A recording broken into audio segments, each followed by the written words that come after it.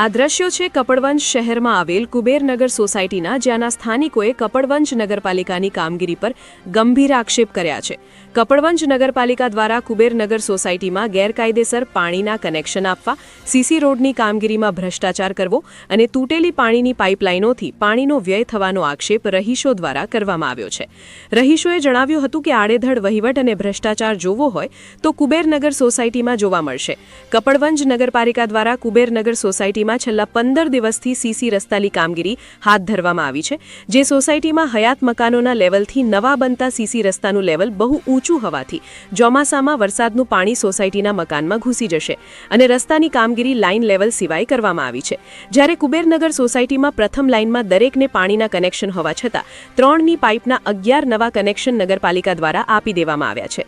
તેવી જ રીતે સોસાયટીમાં નગરપાલિકાની પાઇપલાઇનમાં મોટું ભંગાણ પડી પાઇપલાઇન તૂટી ગયેલ છે, જે છેલ્લા 20 દિવસથી પાઇપલાઇન રિપેર કરવામાં આવી નથી, જેથી નગરપાલિકાના પાણીનો બેફામ વ્યય બગાડ થવાથી કુબેરનગર સોસાયટીમાં તળાવ જેવી પરિસ્થિતિ ઊભી થઈ છે.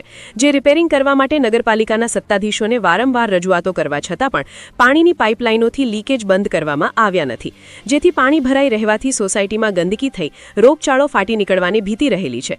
આમ કુબેરનગર સોસાયટીમાં નગરપાલિકા દ્વારા કોઈપણ કામગીરીનો યોગ્ય નિકાલ કરવામાં આવતો નથી કે સોસાયટીની કોઈપણ રજૂઆતો સાંભળવામાં આવતી નથી, તેમ સ્થાનિકોએ જણાવ્યું હતું. Bureau report, Gujarat crime news, Kapadvanj.